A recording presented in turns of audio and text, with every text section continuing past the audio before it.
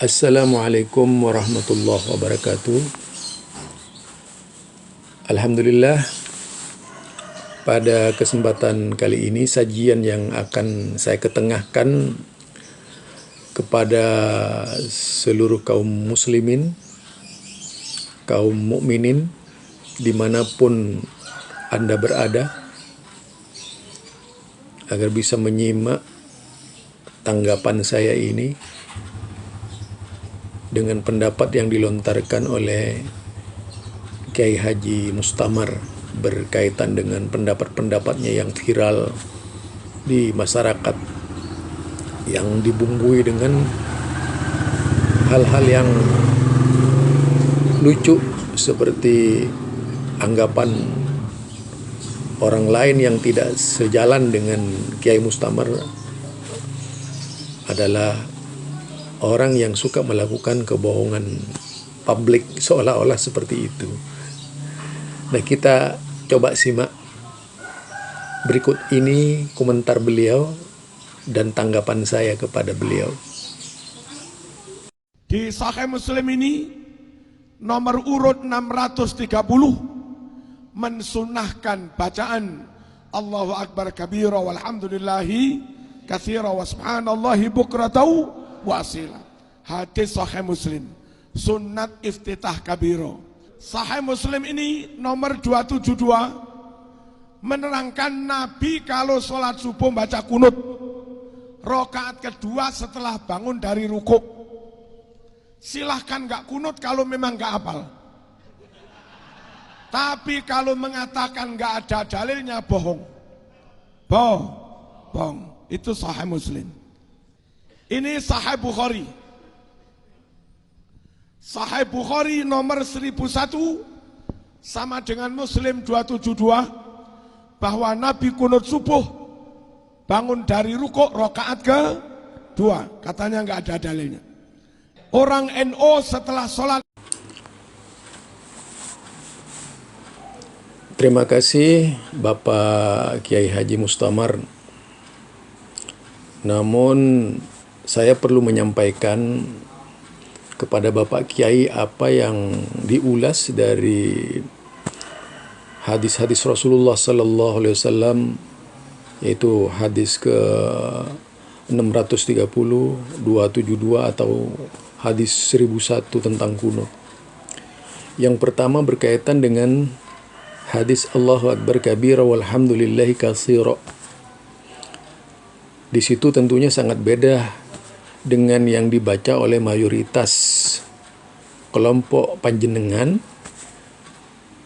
yaitu Allahu Akbar kabira walhamdulillahi katsira wa subhanallahi bukrata wa asila inni wajjahtu.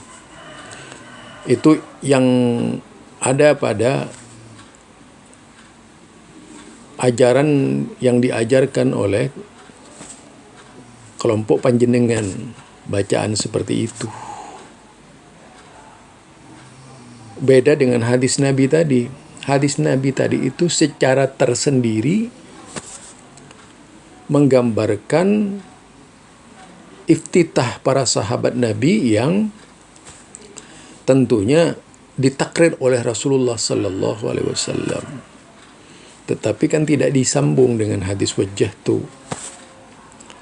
Hadis wajjahtu itu sendiri yang dari Rasulullah Sallallahu Alaihi Wasallam sangat panjang. Tidak sampai wa ana minal muslimin, tetapi masih ada tambahan lagi lebih panjang lagi Pak Kiai. Ini yang membedakan antara iftitah yang dibaca oleh panjenengan dengan iftitah yang dibaca oleh Rasulullah, beda jauh. Dan Rasulullah Sallallahu Alaihi Wasallam itu paling sering membaca wajjahtu wajhiya yang panjang itu pada sholat malam. Sementara dalam amalan panjenengan itu dikat, dipotong, bahkan disambung dengan iftitah yang lainnya. Itu namanya mengada-ngada. Dipotong tapi disambung dengan iftitah yang lainnya, yang seharusnya mempertahankan keberadaan hadis iftitah yang pertama itu. Kalau memang mau membaca yang pertama, tidak perlu disambung dengan hadis yang panjang yang dipotong tadi. Itu yang pertama. Coba diteliti lagi Pak Kiai. Kemudian yang kedua berkaitan dengan kunut 272.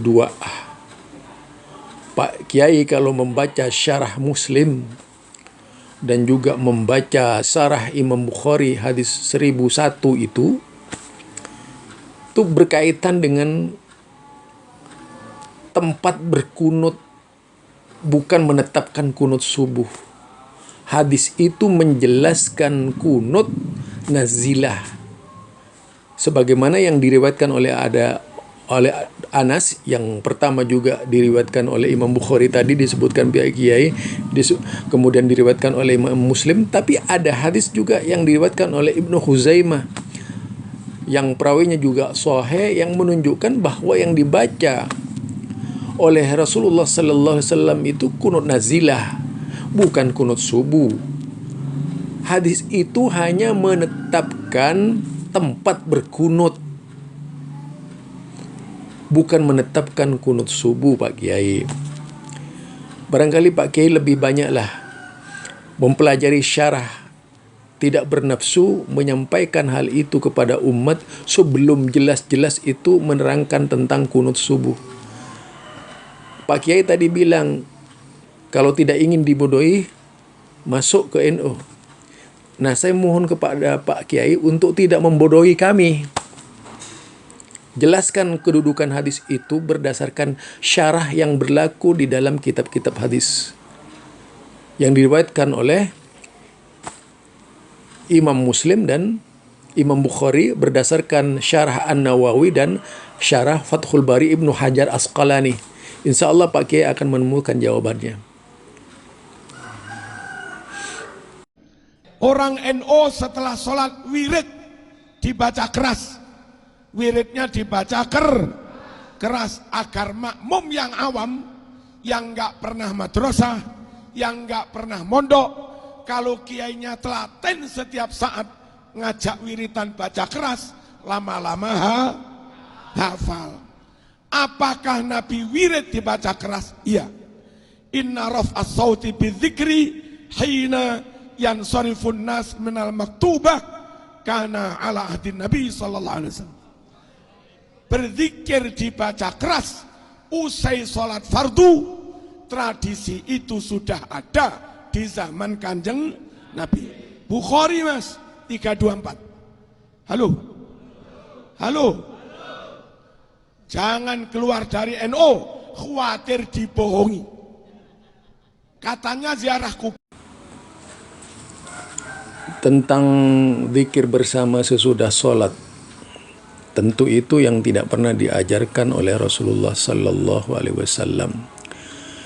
Hadis itu hanya menerangkan bahwasanya di zaman Nabi, bukan datang dari Rasulullah sallallahu alaihi wasallam mengerjakan setiap sholat maktubah. Selesai sholat wajib. Namun yang dijelaskan oleh keterangan tadi bahwasanya yang disampaikan oleh keterangan hadis tadi bahwasanya di zaman Nabi itu Nabi sallallahu alaihi wasallam mengeraskan suaranya, bukan berarti bersama-sama berzikir. Kalau tadi tujuannya hanya untuk mengajar, mengapa tidak melalui pesantren saja diajarkan zikir Rasulullah sallallahu alaihi wasallam? Apalagi di zaman sekarang Pak Kiai, jangankan cuma zikir, menghafal Al-Quran saja mudah kalau memang mau diajarkan oleh Pak Kiai. Kan tidak perlu mengajarkan zikir itu secara bersama-sama setiap hari. Kalau soal nyaring kemudian zikir bersama-sama diikuti oleh sahabat, dalilnya dari mana Pak Kiai? Itu yang perlu dijelaskan kepada umat Pak Kiai itu biar jelas kedudukan hadis tersebut. Katanya ke kuburan bawa daun-daun yang segar, kembang, nggak ada dalil. Ini Mas Bukhari 209 dan 216. Kana fil madinati haid fihi qabron fa'atahuma Rasulullah sallallahu alaihi wasallam fasami'a sauta insanaini yu'adzaban qal wa ma yu'adzabani fi kabir kana ahaduma la yastabri min baulih wa kana al-akhar yamshi bin namimah thumma amara bi jaridatin rakbah fasaqqaha nisfain fawada'a ala kulli qabrin wahidah. Halo. Di Madinah ada kebun kurma, di dalamnya ada 2 makam, sesekali diziarahi Kanjeng Nabi.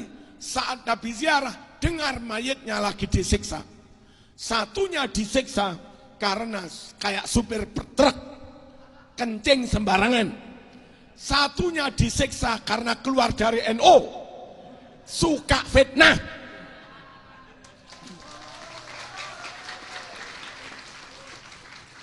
Yamsi bin namimah, suka mengadu domba. Lalu Nabi perintahkan sahabat, tuh ambilkan pelebah kurma, potong itu pelebah kurma yang masih segar, berikan Nabi. Oleh Nabi dibelah jadi 2, taruh di atas makam sambil berdoa, la'allahu an yukhaffif anhuma malam yaibasa. Bukhari pakai an, Muslim tanpa an, la'allahu yukhaffif anhuma malam yaibasa. Memang la'ala khobarnya boleh an, boleh tanpa an. Allahumma shalli ala sayyidina Muhammad. Moga-moga Allah meringankan azab mayit ini, asal daun ini belum kering. Nabi ziarah, NU ziarah. Nabi doakan ahli kubur, NU doakan ahli kubur. Yang ketiga masalah ziarah ini Pak Kiai, saya kira tidak ada orang yang melarang ziarah ke kubur. Masalahnya, apakah benar ziarah ke kubur atau justru menjadi hamba kuburan? Ini yang menjadi masalah. Bukankah selama ini yang dilakukan itu bukan ziarah kubur? Yang dilakukan secara rutinitas, bahkan bikin seperti yang disebut dengan konvoi ziarah kubur, wisata kuburan dan sebagainya. Hal-hal yang seperti ini rasanya tidak pernah dicontohkan oleh Nabi dan sahabatnya. Bikin rombongan ziarah kubur dan sebagainya, dan dilakukan secara terus-menerus. Belum lagi pola dan caranya di kuburan yang banyak dikembangkan oleh umat Islam tradisional. Berkaitan dengan pelepah kurma tadi yang dilakukan oleh Rasulullah sallallahu alaihi wasallam, apakah itu dilakukan terus-menerus oleh Rasulullah? Tidak kan, hanya kepada 2 orang itu. Dan yang melakukannya adalah Rasulullah. Kalau kemudian dikiaskan kepada cara Rasulullah apa yang dilakukan oleh kita sekarang ini, itu kesalahan besar. Siapa kita dan siapa Rasul? Rasul melakukannya tentunya karena beliau seorang nabi yang ada mukjizatnya, doanya dikabulkan oleh Allah Subhanahu wa taala. Dan hal itu tidak dilakukan oleh Rasulullah kepada kuburan-kuburan yang lainnya, tetapi kepada kuburan yang dimaksud oleh Pak Kiai. Sayangnya Pak Kiai pandai juga melawak, seolah-olah hadis itu hanya khusus NU. Ini yang perlu diluruskan. Seolah-olah hadis itu hanya milik NU. Semua orang itu ziarah Pak Kiai, tapi beda caranya, bukan dengan cara-cara yang tidak diajarkan oleh sunnah Rasulullah sallallahu alaihi wasallam. Coba bagaimana sih adab-adab ziarah di kubur itu menurut sunnah, menurut Rasulullah? Apakah seperti yang mentradisi sekarang ini, sampai berlama-lama di kuburan dengan berbagai bacaan yang diramu oleh seorang tokoh kuburan dan sebagainya? Tentu kan tidak seperti itu masalahnya. Apakah itu ajaran Islam? Apakah itu sunnah Nabi? Sunnah yang mana? Nabi itu kalau ke kuburan cuma mengucapkan doa semacam itu, Assalamualaikum ya ahlad diyar atau ya ahlal kubur, dan tidak lebih dari itu Pak Kiai. Kalaupun ada darurat seperti tadi, itu kan kejadian tiba-tiba yang tentu saja tidak bisa disamakan dengan orang biasa. Perlu dicerdasi lagi nih Pak Kiai. Harus lebih teliti lagi menyampaikan hal itu kepada umat, biar umatnya benar-benar lurus Pak Kiai. Apa isinya? Perang Khandaq, Nabi istirahat. Di tengah-tengah istirahat, Nabi membaca doa dengan suara keras. Doanya pakai lagu, pakai syair. Wallahi laula anta mahtadaina wala tasaddaqna wala salaina fa'anzilan sakinatan alaina wa tabitil aqdama laqaina. Itu dibaca Nabi dengan suara keras, doa pakai syair. Di NO doa biasa boleh, doa pakai syair, pakai lagu boleh. Boleh doa biasa boleh, doa pakai syair boleh. Rabbi fangfa'na bi barakatihim wa dinal bi hurmatihim wa amitna fi wa mu'afa. Ini yang terkesan lucu Pak Kiai. Nabi itu mengucapkan itu untuk menghibur umat, bukan doa. Apa yang disampaikan oleh beliau hanya sekedar usaha untuk menenangkan orang-orang yang ada di sekitarnya. Bukan kemudian berdoa pakai syair,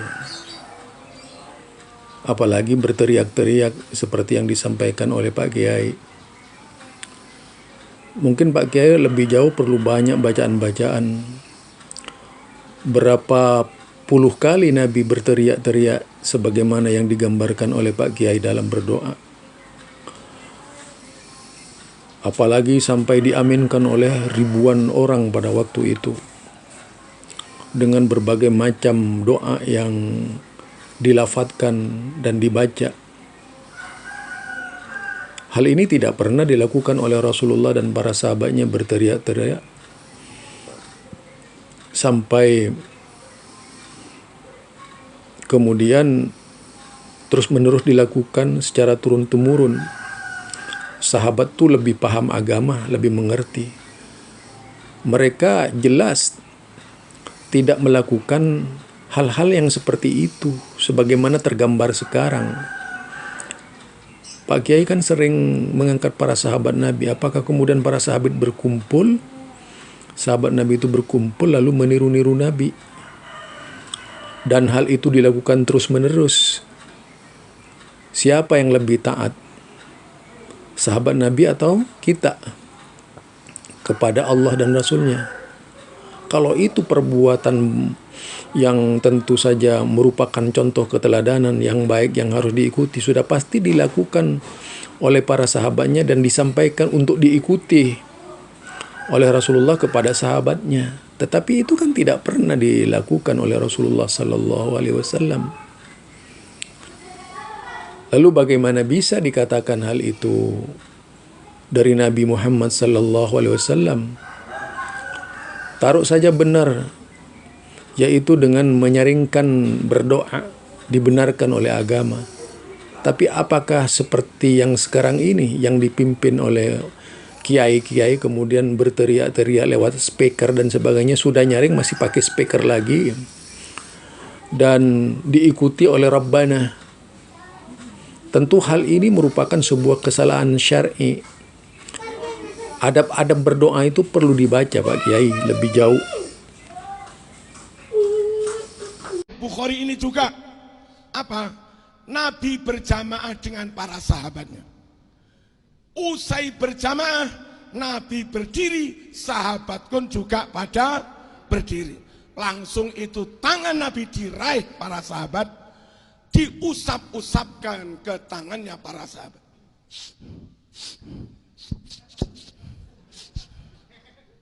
sungkem cium tangan setelah jamaah. Hadis Bukhari 4377. 4377. Kita di Pondok Lirboyo di mana-mana setelah jamaah didoakan kiai, bayi harus berdiri, kalau berkenan enggak tergesa-gesa, santri pada cium tangan setelah sholat. Hadis Bukhari apa kata orang mereka? Enggak ada dalilnya. Bid'ah. Membohongi agama zalim. Ada hadis dibilang enggak ada, zalim. Enggak ada dibilang ada, zalim. Jangan keluar dari NU, khawatir dibohong. Ini persoalan mencium tangan sesudah sholat. Jadi temanya mencium tangan sesudah sholat, Pak Kiai.